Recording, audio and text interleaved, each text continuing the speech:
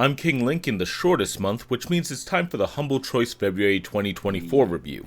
Now this is a great month with several huge titles and a lot of value, but I'm getting ahead of myself. I've done an 8-hour stream on Twitch, played through these games, and I'm also familiar with 4 of them due to previous experiences, so I'm ready to talk about who will like these games, why you should or shouldn't check them out, and who they're going to appeal to. With that said, let's start with the title already on screen, a game I fully played through on Xbox Game Pass, and that really does mean I am a fan. You know, you being here is a game changer in the Gabe embarrassing department. Life is Strange True Colors. True Colors shining through. Life is Strange can be a bit of a roller coaster, and while each title is an independent story, they all revolve around a few things. They are Choices Matters games where the choices will affect the journey more than the destination. One of the main characters will have special powers, in this case a form of empathy, where our main character can also read minds with it. Oh, and licensed music, mostly indie, which yeah, I'm going to be trying to avoid here, but that's what the game is.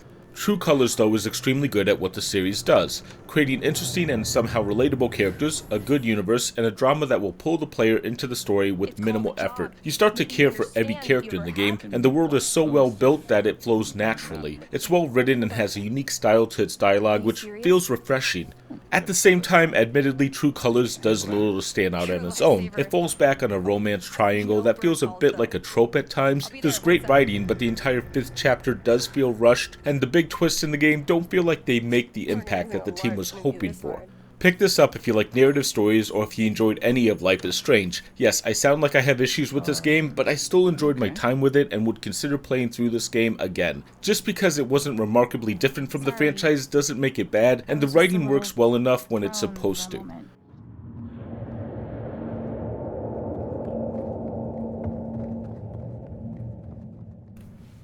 Scorn, feeling like the work of H.R. Geiger and Junji Ito combined.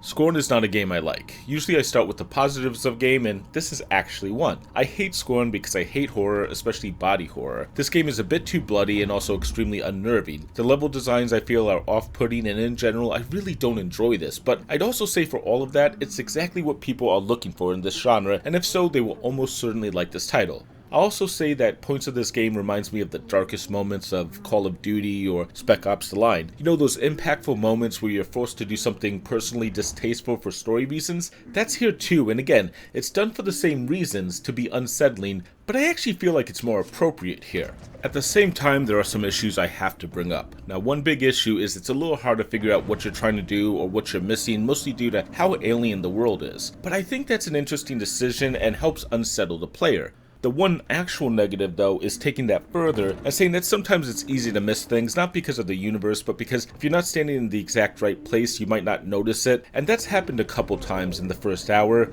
even though I had played this previously. Pick this up if you like body horror. I mean, if you're looking at the screen and not liking what you're seeing, this obviously isn't for you, but there's going to be a decent number of people who look at this and can't wait to play it or already have, and yeah, for those people, this game was made for you. Are you with us, man? Am I with you?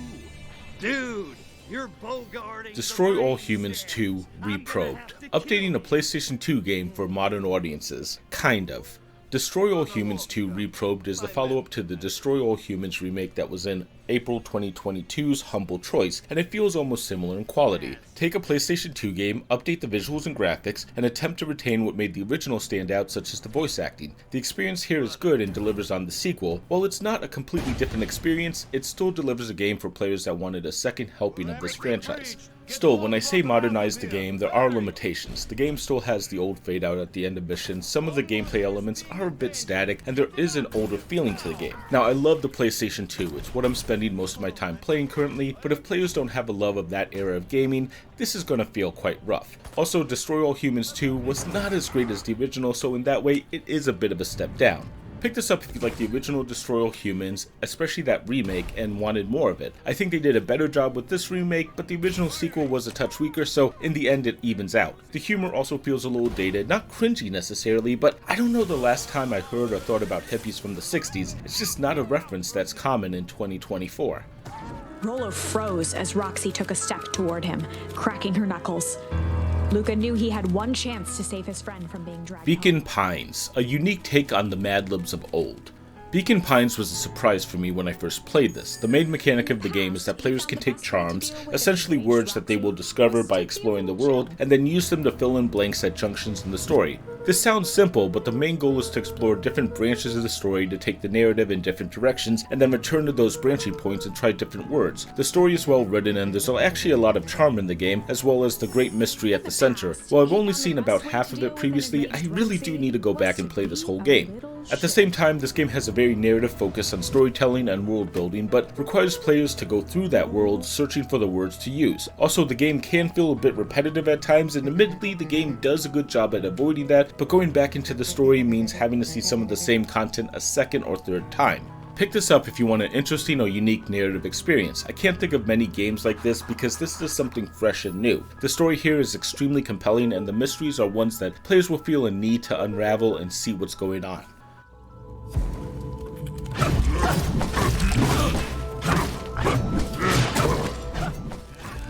There is no light, which is a shame because the art here is great. There is no light has players exploring a dark underground area while they fight their way through a horde of enemies. While the game does feel a little bit like a Souls-like game, there's an interesting difference where players are supposed to attack to disrupt enemy attacks, and that's something I really like here. There are tight, cramped areas as well as arenas, but the entire time the player is traveling through larger areas with a decent number of waypoints. However, I'm not sure if the story here is bad or I just rushed through it. I'm willing to accept the latter, but I also think the important beats of the story could have been told better. The cutscenes with no text and just silence didn't help that much. Also, while I enjoyed the combat, I heard several people calling it simple, and I think at least early on it is, which is what I liked about it, but I also feel that's a little too reductive and this will get deeper. Pick this up if you want an attack-heavy Souls-like with great graphics, but still a little rough around the edges. I found this entertaining, but I also feel like this is going to struggle to find the right audience because it's not as punishing as a Souls-like, but it's still trying to live in that world. Some people call this a Metroidvania, but it's not technically one of those either. There's also a lot of text that you can skip here, but you'll also be missing out on the whole world building.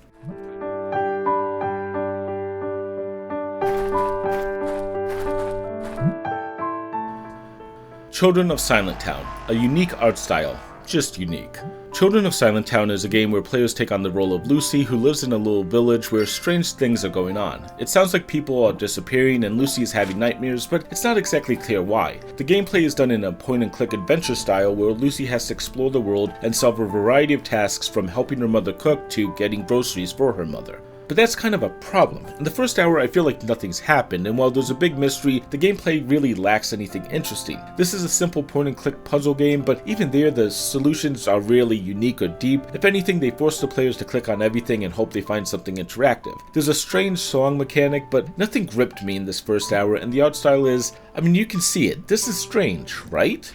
Pick this up if you want a point-and-click adventure game. People do seem to like the story here, but I'm not sure why, and honestly, I don't feel like returning. The graphics don't help the game, though I've heard people praise them. I have no clue what they're talking about, though. Ultimately, this just feels weak for a point-and-click genre and doesn't have a story that I feel like I have to discover, so I'm not going to.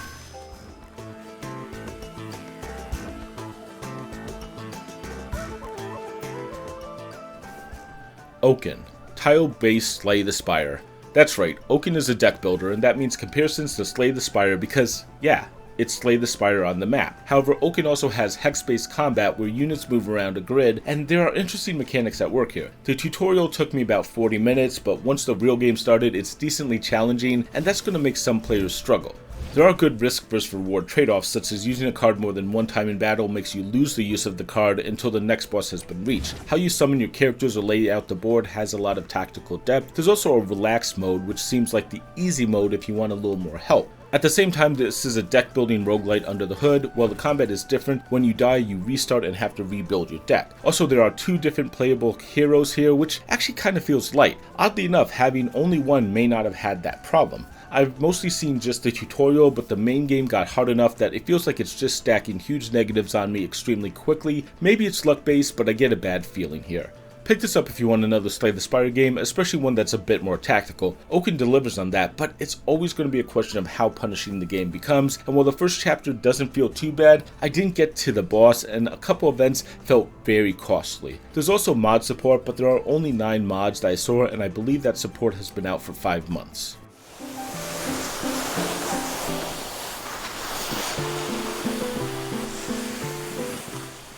Snowtopia Ski Resort, the bunny slope of a management sim. Snowtopia has a good idea. Take a ski resort, build out the lifts, slopes, and trails for players to ski, and then simulate visitors enjoying the area. They did something a bit crazy and did away with money so players can just build to their heart's content. There's a variety of people, and when it works, laying out a slope is fast and easy. But that's just when it works. Oftentimes it's hard to lay down lifts or find the right place to put them. Slopes seem hard to lay out and constantly complain about rocks, other slopes, or lifts, and in general the map gets crowded extremely fast. Also, simple things like the ability to expand the walkable area isn't available. Now there are ways around this, but it feels like a hack to put down a restaurant just to make a path between two locations, or chaining lifts together just to get to the base of the mountain, not to mention the top. The developers have said they are officially done patching the game, but it feels unfinished and there are no special goals on any maps, so it just feels like a simple sandbox mode. It feels like almost pulling teeth to even set up a lift and run, and after that point it almost feels like it's set in stone. That's what the runs will be. Even something simple like swapping out a lift for a better choice isn't allowed, only upgrades, so you're mostly stuck with whatever you started with. Oh, and the text size is extremely small, which made it hard to read on my TV screen and feels like something that should have been there as an accessibility option. Pick this up Honestly, if you get the humble choice. This is not a game worth picking up on its own, and it's a shame because conceptually this is a good idea, but the game isn't designed well enough to be worth playing, and that sucks because designing a ski resort does sound fun. This just isn't it. There does seem to be a backstory to why this game has stopped developing, but it doesn't really matter because at the end of the day you're paying for a product and the product isn't that good. This brings us to the end of the humble choice, and yeah, once again we end on a downer, but it's not all bad. We'll come back to that later. However, we can talk about the good news, and that is there any deal.com? And the answer is, oh yes, there is. I mean, Scorn is currently $30, Destroy All Humans, Life is Strange, True Colors, and Oaken are all currently over $12, and most of these have never been lower than 10. Heck, Life is Strange still goes for $18 at its lowest, so that's an extremely good value. Oaken, by the way, has been bundled before with the Fanatical Platinum Collection and is there currently for February 2024. You can get a bundle of games there for cheap. Currently, you get 3 games for $9.99 and Oaken is on that list. If Oaken is the only game you want, that's going to be cheaper. However, I see a lot of previous titles from Humble Choice in that list, so you may have many of those titles. As for the choice itself, there's a good amount of narrative games again this month. Life is Strange and Beacon Pines are solid, and there's also Children of Silentown if you're looking for it. There's a good amount of variety though, and I'm pretty happy here. Beacon Pines, Destroy All Humans 2, and Life is Strange True Colors are games that I personally wanted for a while. However, I will mention that I know I wanted them because I previously played them on Game Pass, at least Beacon Pines, Scorn, and Life is Strange True Colors. Owning, or whatever you call ownership on Steam, is better than that subscription service, but at the same time it does feel like this is the last chance for many of these titles to get some money for the publisher, which is technically what Humble Choice is. Still, we have a tier list to do, and like always, the tiers are games with the full bundle price, the strong contenders, the average, and the misses. And yeah, we have a miss, but with an asterisk this month. The game that's a miss is Snowtopia. I've made the case why this isn't worth picking up. It's not, but you know, normally a miss is just terrible in every way. It just doesn't know what it's doing. And the thing is, if you already bought the Humble Choice, maybe, just maybe, check this game out if you like management games. There are a few things here worth seeing even if there are problems, but it's a miss because it really shouldn't have been part of the choice in the first place and shouldn't change your opinion on whether this choice is worth it. Moving up to the average tier, the bottom of that is Children of Silentown. This is a game where I played for an hour and I really don't feel like going back. I miss good point-and-click adventures. This didn't scratch that itch, unfortunately. The other game in average is Oaken. I don't know, maybe I'm being hard on this game, but I just think this game is lacking something. It's a good idea, but after seeing games like Monster Train do this with so much more effort, Oaken doesn't feel as competitive. I still enjoyed it though. And this is how we look after the average tier. Now this is going to surprise some people for a certain game missing, but we'll see how the next tier goes, and there are 2 titles there. The bottom of the strong contenders is There Is No Light. This is a nice, solid game, but the enjoyment I feel for it is because of how attack-driven the game is. Still, the art is good and the game deserves more attention. If you like the way Souls-Likes delivers its lore, I think you'll like how this game tells a story as well. And the top of the strong contenders is Scorn. Some of you might be surprised because I don't like this game, but I have to respect it. I don't like it, but almost everything that I don't like about the game is why the fans will enjoy it. This is gruesome body horror and it will be unsettling. I'm avoiding showing you the worst of it here if I can. It's much worse at times, but that's what people will want from it. And with that, we finished 3 tiers with 1 to go and 3 games there. So let's finish the games worth the full bundle price. The bottom of this tier is Destroy All Humans 2 Reprobed. Yes, this is a remake of a PS2 game and has a lot of those flaws, but there's something about how they made open world games back then that has been lost. Maybe good for modern design, but there's something about this game that I find refreshing. Also, the voice acting is still great. The middle of the full bundle tier is Beacon Pines. I love the narration here, the writing, the mystery, the style, and I forgot to mention the art of the characters and conversation is really nice. This is a well-made game, and I'm a little surprised the studio hasn't released anything since this came out, but this game is absolutely worth checking out. And that leaves, of course, Life is Strange True Colors. Now, this is another well-told story, but the designs, the writing, and the world delivers here. There are tons of great moments and beautiful imagery. There's a unique idea of using Alex's power, but really it's the journey here that works. The ability to feel that the world matters and that you care what happens to these people make all of the Life is Strange games shine. If you played any of these games from this franchise, you know what I mean. And if you haven't, this is a great place to start. And again, you do not have to play the other games to enjoy this one. And that's how this tier list ends. I always feel like I end up giving the headliner a top spot, but that's also kind of why they're the headliner, right? Before you go though, I will say this is a very narrative-focused choice once again. Destroy All Humans 2 and There Is No Life does have a little action, but if you're understandably craving more, well, Humble has another bundle worth quickly talking about. Controller Chaos has 7 games, not 8. Humble, come on, coupons don't count. It's only $14, which is a couple bucks more, and while Maneater and Destroy All Humans have been in the Humble choice before, you may not have bought them. However, No More Heroes is made by Suda51 and is a pretty solid game. Sunset Overdrive is by Insomniac of Ratchet & Clank fame, and truthfully deserves more attention. I gave it a 4 out of 5 back when I reviewed it. You can find my ancient video on it if you really want to see it. It might be in the description. And Ghostbusters the video game remastered is what Dan Aykroyd called the real Ghostbusters 3, which is kind of cool. I haven't played Orcs Must Die 3, and Rain on Your Parade is new to me, but essentially if you want more action, that's the way to go. I'll throw a link in the description. And as I'm doing the voice recording on this, I will mention that there is a new Mega Man bundle. You all know what Mega Man is. You probably own most of these games, which is a problem, but for 20 bucks you can get a decent collection of Mega Man, that blue bomber. With that small interruption, we come to the end of our scheduled program, and if you enjoyed this, I'm glad. Consider subscribing so you can check out my video next month and ring the bell so you get notifications. Liking this video and commenting will always help, and if you're interested how my 2024 has been going, decent.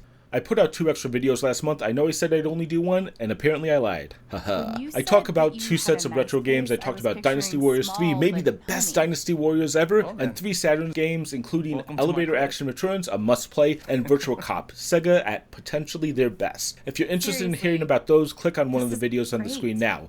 Thanks for watching. I appreciate you staying to the end of the video, and I'll see you next time.